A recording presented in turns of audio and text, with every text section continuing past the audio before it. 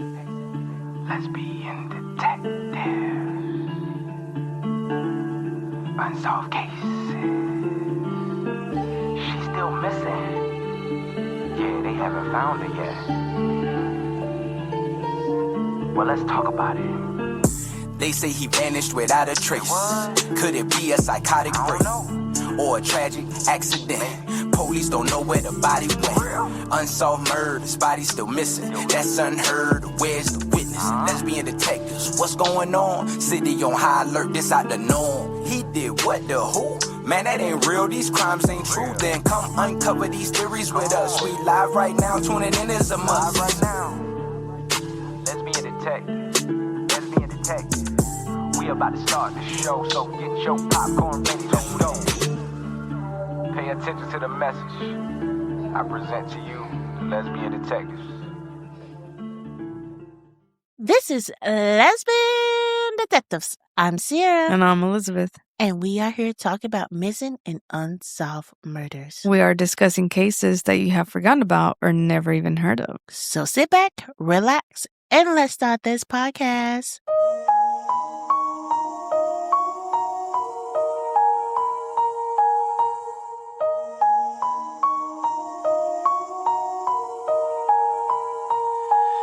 Welcome back, everybody. Guys, it's been a week. I feel like I have said that a couple weeks, but this one has been a week. Every week. Every week. Has been a week. True that. Because my car broke down. Yes, taking my daughter to swim class, driving on the road. My car said, you're not going nowhere. So this whole week, we've been looking for a new car for me. We finally found one. We was there for 5 to 10 something at night. We didn't get home till 11. Then the next day, we are recording right now. And then I got to edit tonight and tomorrow to make sure this episode get out on time. And it will be. Please believe in me. But it's been a long weekend. So please pray for me. But my wife is going on vacation, so her weekend's turning it up a little bit because she's going to in New York. Yes. Lucky, I'm staying home with the kid. And I'm going to have my own fun. Hopefully. Now let's get into the episode. It was a cold winter night in the city. The kind of nights where the roads feel empty. And even the flickering street lights seem to be holding their breath. Somewhere in a working-class neighborhood, two sisters slipped quietly out of their home. They were laughing, talking, full of life and dreams in their heart.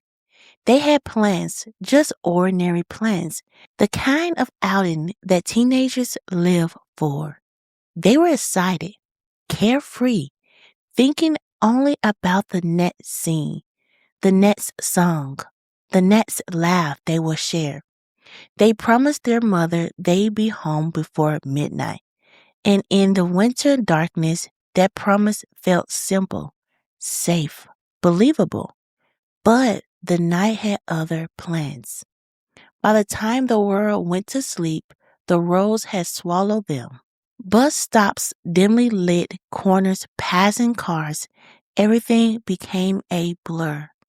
And when the theater emptied and the lights went down, something changed. Something unseen. Because by the time anyone realized they were missing, hours had already passed. And in the city, with all its noise, had become a place of questions. Where had they gone?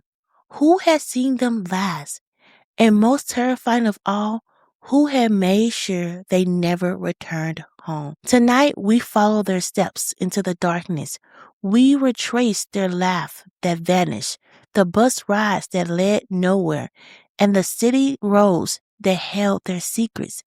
This is a story of two girls, a night that should have been ordinary, and a mystery that has haunted a city for decades.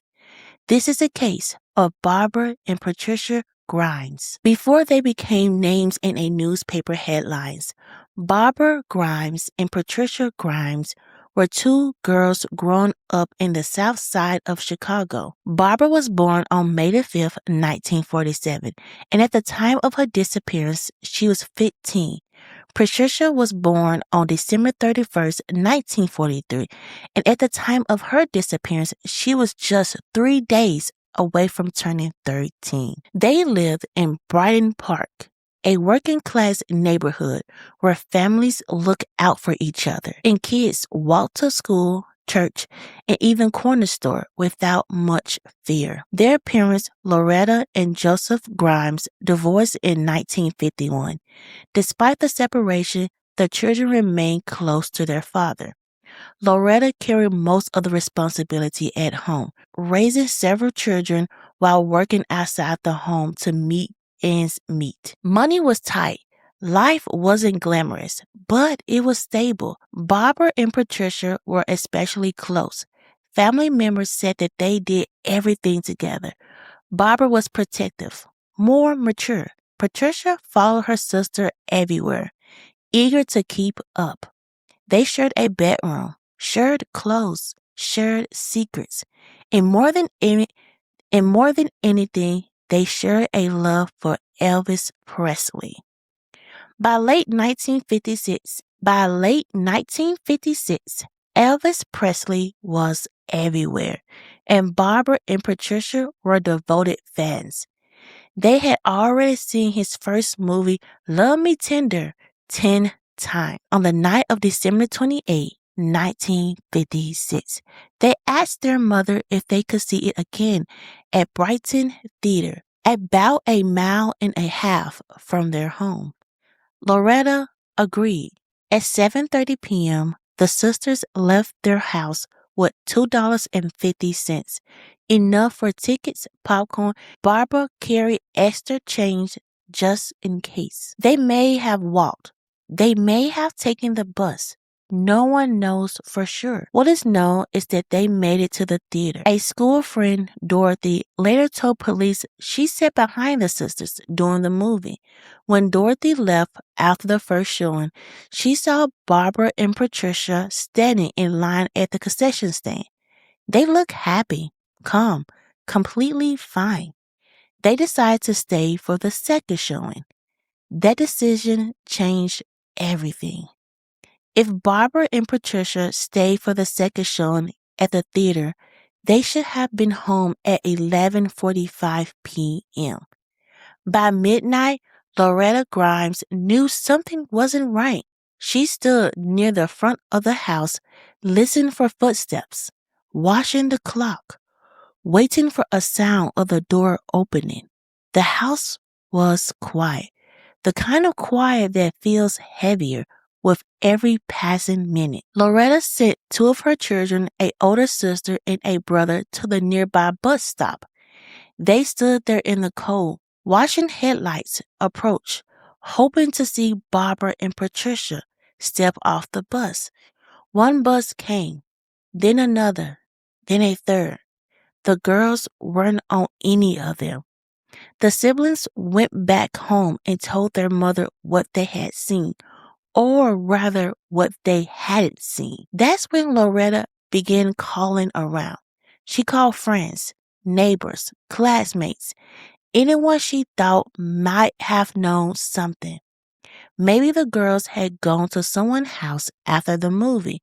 Maybe they were sleeping over and forgot to call. No one had seen them. No one was expecting them. At around 2 a.m., with no other options, Loretta contacted the Chicago police and reported her daughters missing. By morning, the disappearance of 2 young sisters had captured the attention of the city. What followed was one of the largest missing person searches in Cook County history up to that point. Hundreds of officers were assigned full-time. A special task force was created. Officers worked around the clock. Flyers where the girls' faces were printed and passed around in town. Police knocked on doors, questioned theater's employees, interviewed bus drivers, searched vacant buildings, alleys, railroad tracks, and forests. Rivers and canals were checked. Every lead was checked. Tips began pouring in. Someone claimed they saw the girls getting off at CTA, bus at 11:05 p.m. Two teenager boys reported seeing Barbara and Patricia around 11:30 p.m., running in and out of doorways near their home, carefree, as if nothing was wrong. For a brief moment, hope flickered. But then came another sighting. A teenager boy told police he had walked behind the two girls, matching the sister descriptions. They stopped, talked to two men sitting in a dark-colored Mercury.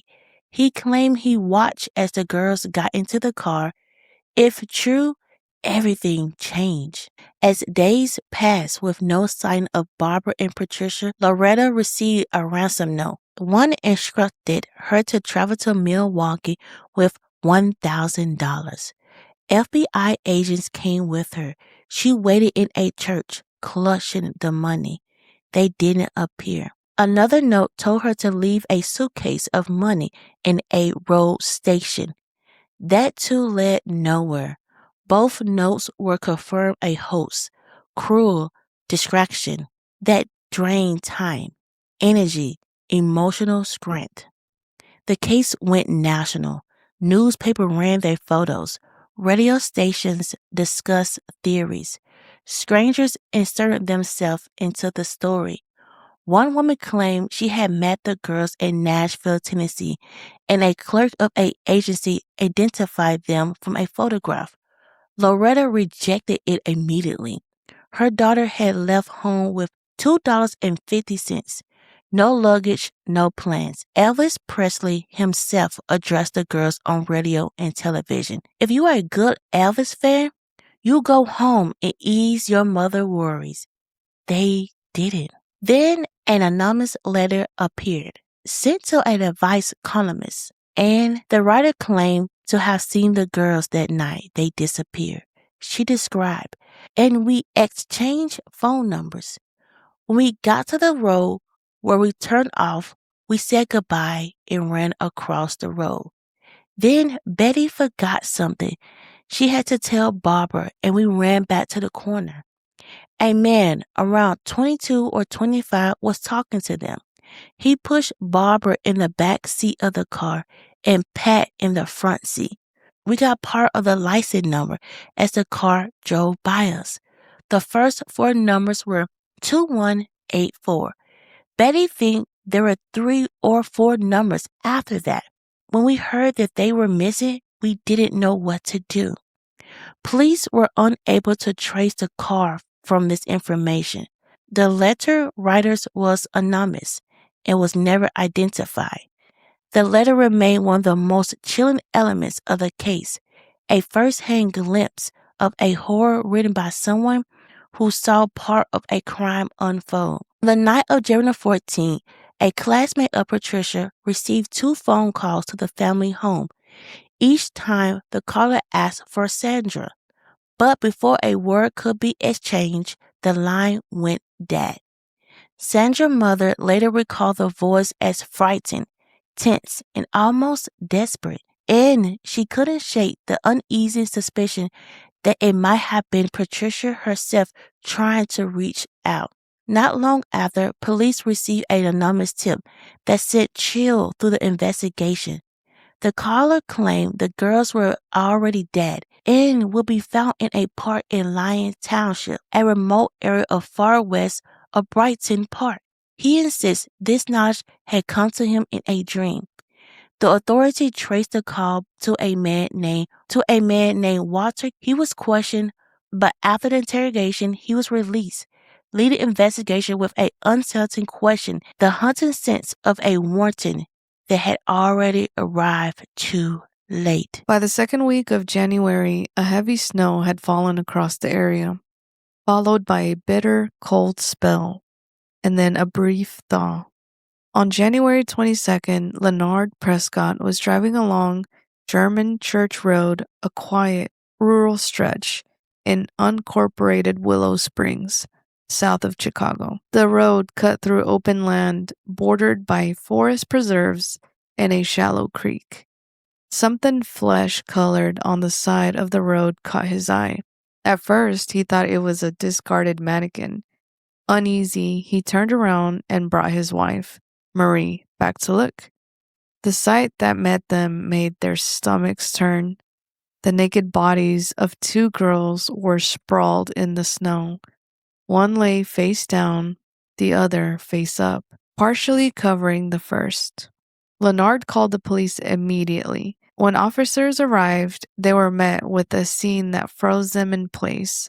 Behind the guardrail, partially hidden by the snow, lay the naked bodies of 2 young girls. One faced the ground, the other on her back. Her body draped over the first.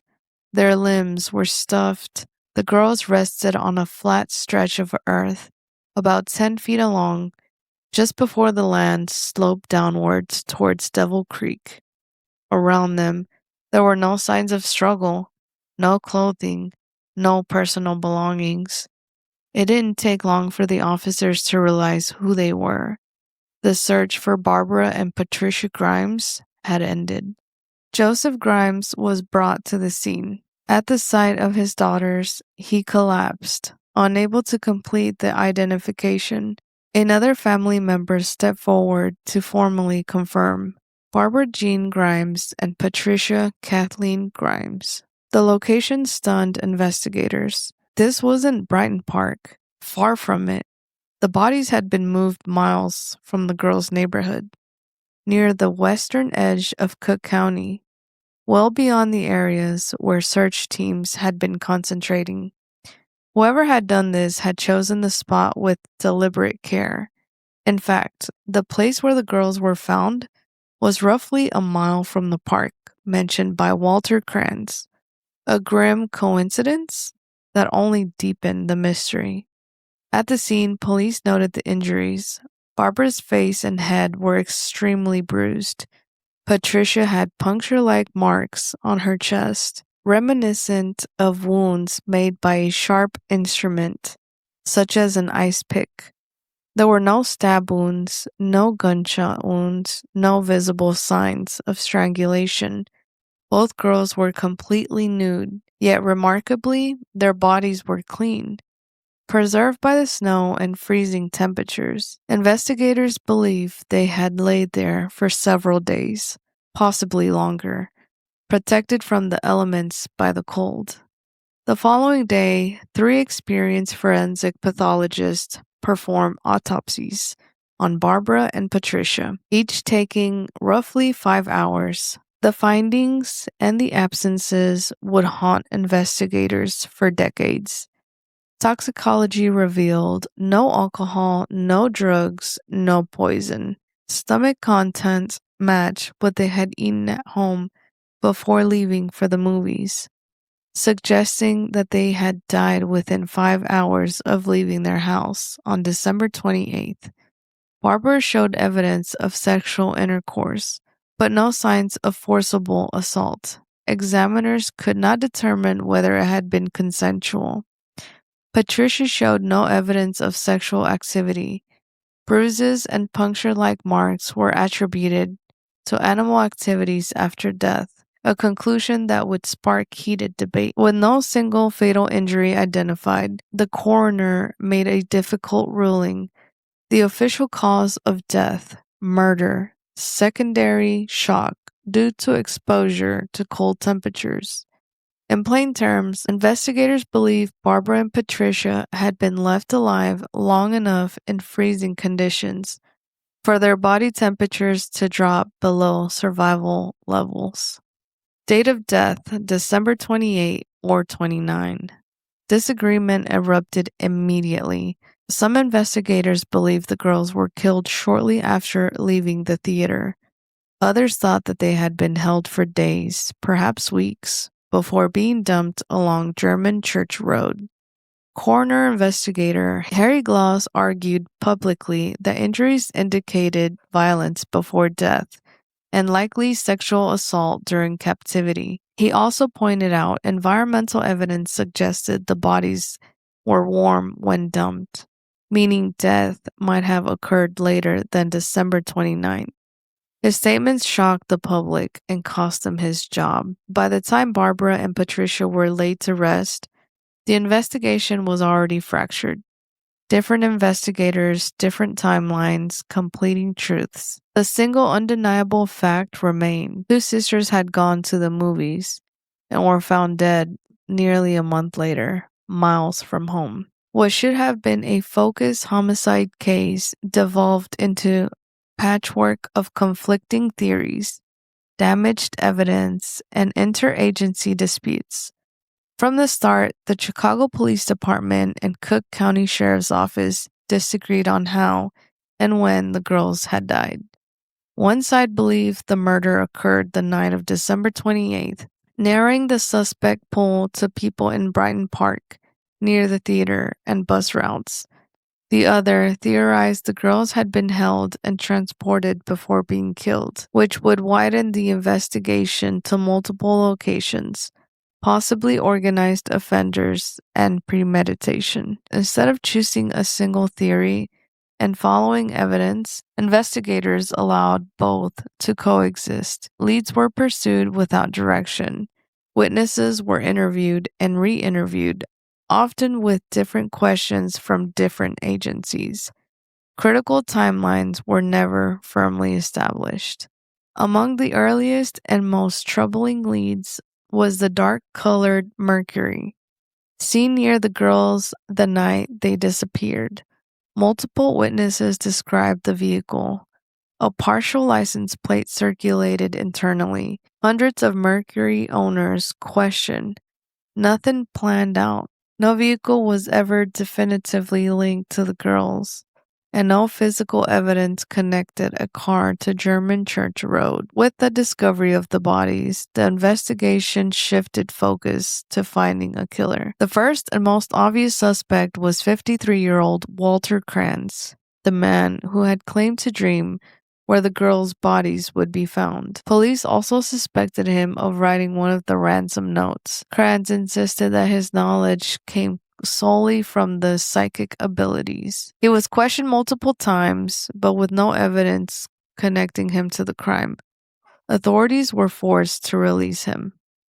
Next, attention turned to Edward Beanie Badwell, a young drifter from his 20s who worked part-time as a dishwasher. Benny's employer told police that on the morning of December 30th, he had entered the restaurant with another man and two girls resembling a Barbara and Patricia. One of the girls appeared unsteady on her feet. They sat at a table, listening to the jukebox.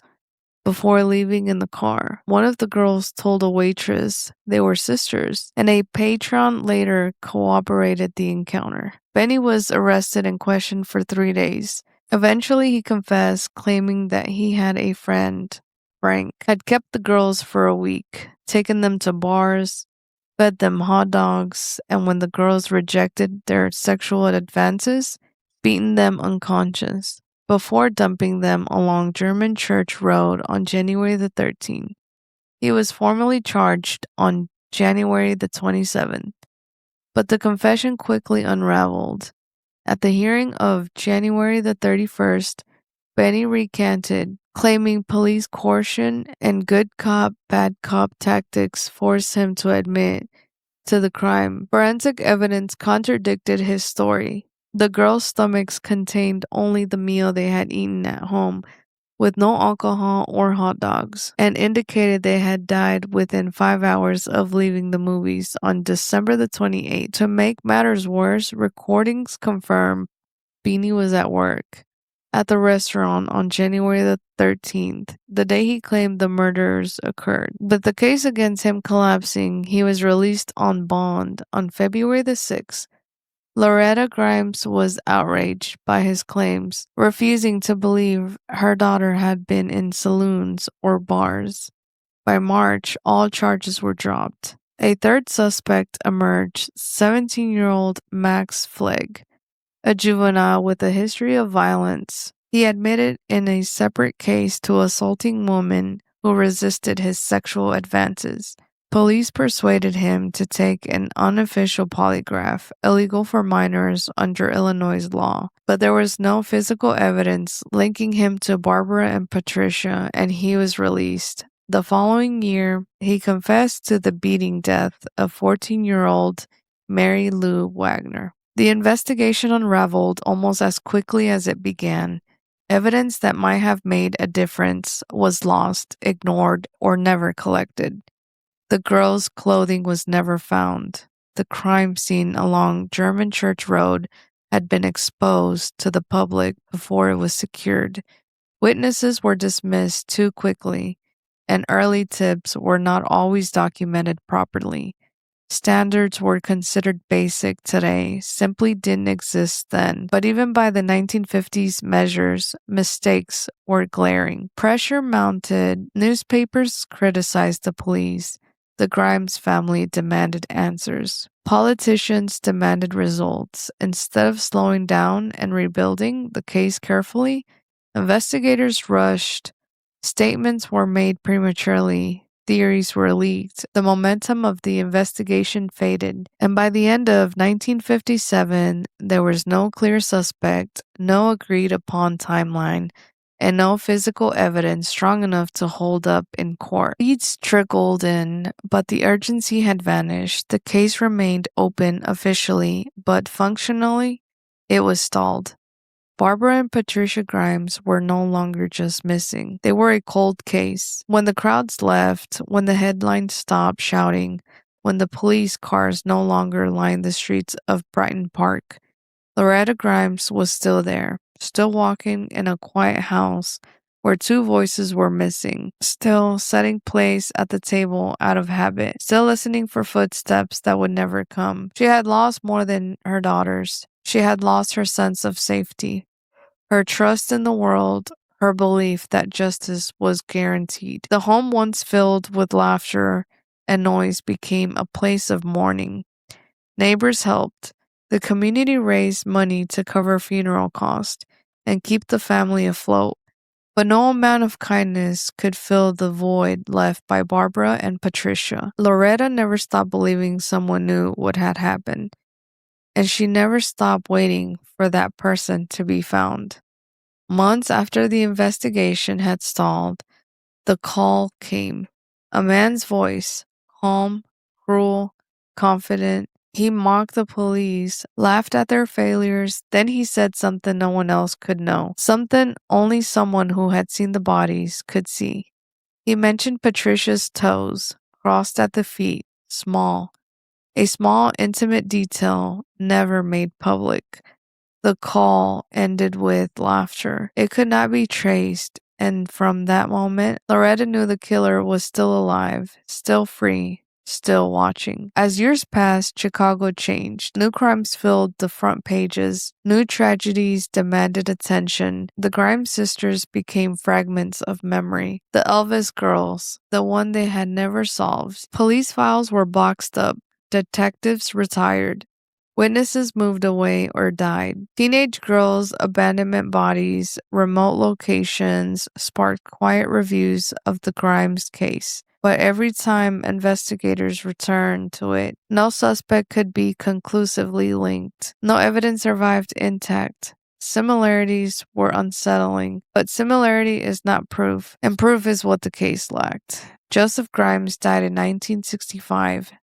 Loretta passed away in 1989. Neither lived to see justice. Neither ever learned who took their daughters. Their graves now lie near Barbara and Patricia's forenames, one unanswered theory. Decades later, independent researchers reopened the case files. They found missing documents, contradictions, lost opportunities, mistakes that could never be undone.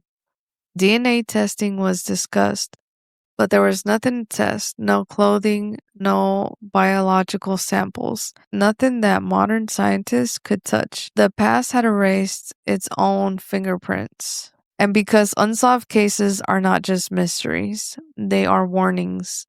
They remind us of how easily lives can vanish, how silence can last a lifetime. Before we end this case, it's important to pause, not to dwell on suspects or timeline, but on the girls themselves.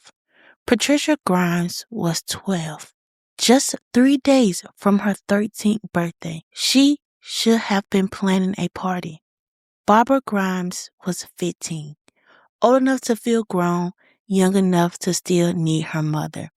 She was supposed to walk her sister home, not vanish into the dark. They did everything right. They stayed together. They asked permission. They went somewhere familiar, and still they were taken. That's what makes this case terrifying. Not that something went wrong, but that nothing did. Somewhere between the glow of the movie screen and the walk home, someone saw them. Someone followed them. Someone made a choice, and that choice ended two lives and changed one family forever. Their mother spent the rest of her life waiting for answers, waiting for justice, waiting for a knock that never came. And even after Barbara and Patricia was laid to rest, the waiting never stopped. Before we close this chapter, remember them as sisters, as daughters, as girls who love Elvis and a movie night. Not just as victims, because unsolved cases do not belong to the past. They belong to all of us. Until the truth comes out, this is a case of Barbara and Patricia Grimes. Now let's get into some theories. Let's get into some theories. Everyone is a suspect until proven guilty. Let's get into some theories. Let's begin detectives. What type of thoughts you thinking? What theories running through your mind? I'm thinking all types of suspicion. Uncover the truth, what we can find. Witness say they saw somebody creeping out the back door. What you think they did it for? That's so crazy, I'm not sure. They found a car, where could she be? Here go another puzzle piece. Researching through your history. It's plenty unsolved mysteries. Everyone is a suspect until proven guilty. Let's get into some theories, yeah. Let's get into some theories. Everyone is a suspect until proven guilty. Let's get into some theories. Let's begin detectives. You or me? Go ahead. So I'll have my suspects. Dun dun dun. First of all, I'm going to call him Mercury Car Dude because it's been 2 times that people said that they saw them going into that car. So I'm going to call him Mercury Car Dude. Next is a stranger. Then it is Walter. So Mercury Car Dude, don't know who he is. It seems like everybody kept saying like the sisters got into this car with this dude, that he was young, 22 to 25. Even when Smile wrote the letter into the lady's show, they said that they got into this car. And I wonder who was those girls, because it seemed like young girls wrote that letter, because they said, me and Betty, we went and we saw them, we got their numbers, we talked, and then we went back home, but we forgot something, so we ran back. So it seemed like a bunch of teenage girls talk. So that's why I think the letter was a teenager writing. I don't know. It just seemed like that. A stranger, let's be honest, it just seemed like a stranger did it. At the end of the day, it seemed like somebody was watching those girls at the movie theaters, felt something evil towards them, and wanted to unalive them. And then Walters, because he knew where the body was. He wrote letters to the mom. So that's even more creepier. I wonder if she can, well, may she rest in peace. But I wonder if she heard Walter's voice in the man that was on the phone call. Because remember, it was a man that called her and knew things about what happened to her daughter that nobody else knew. So I wonder if she heard like similarities in their voices. I always wondered that when looking into this case, but it seemed like the police just effed this job up so bad. They had everything wrong. First of all, they couldn't figure out the date that they passed away, in which looking back at that date of time, I can see that because they didn't have the technology we have now. And I know sometimes people say when they frozen to death, it's hard because of the temperature of the body will change. So that's another thought. I just think it's those 3. I'm more on Walters. I don't know. Something about that man. You knew where the body was. You say you had psychic abilities. Creepy. And then your writing style was the same as the letter that was sent to the mom. I don't know. They don't seem right. So out of my list, I'm going more for Walters. When she was 53 at the time, was it 53 or 52 at the time? So we already know he passed away, so we never get that answer. Yeah, I agree. I believe it's Walter because he's the one that had the most relevant story to what happened. He knew stuff people didn't really know. Yeah. Where the bodies were placed too. So like, how did you psychability? So I do believe people have psychability, but that you was too on point. I don't know. This is a red flag. What was his motive though? I just want to understand. And it seemed like the police did a F up job on that. So I wonder, like, when police came back, new police officers went and looked into this case, they said it was a lot of things that was missing. So I wonder, like, okay, what did they miss with Walters? You know, like, what was it? Because it could have solved the case. There was two on this other guy that was at work and all that stuff happened to him. Why was we stuck on him? This case, I'm stuck because it just seemed like the police just did a effed up job. So, I mean, it's not the first time we've seen this, but seemed like you think this case out of all will be the best one because police officers in the community was working together. They were trying their hardest to find the killers. So you're like, okay, we will get the answers, but it just seemed like the police was way over their head to find out who unalived these girls. And it's so sad. And may they rest in peace. And I'm so sorry that their mother didn't get the answers before she passed away. And was basically harassed. That's the effed up part. Like, whoever did this, you messed up because you harassed a mother who lost 2 daughters. Like, you wrote ransoms, you wrote letters to her. You call and harass her. Like, dang, that's a psychopath. Well, guys, that's our case. And if you have any theories on this case, please tell us. We would love to hear you guys' theories. We are on all podcast platforms. We are on YouTube. We're on social media. So please come check us out. Don't forget, everybody's a suspect. So proven innocent. Bye. Lesbian detective. Unsolved cases. She's still missing. Yeah, they haven't found her yet. Well, let's talk about it. They say he vanished without a trace. Could it be a psychotic break or a tragic accident? Police don't know where the body went. Unsolved murders, body still missing. That's unheard. Where's the witness? Lesbian detectives, what's going on? City on high alert, this out the norm. He did what, the who? Man, that ain't real, these crimes ain't true. Then come uncover these theories with us. We live right now, tuning in is a must. Right now, lesbian detective. We about to start the show, so get your popcorn ready, let's go. Pay attention to the message I present to you, the lesbian detectives.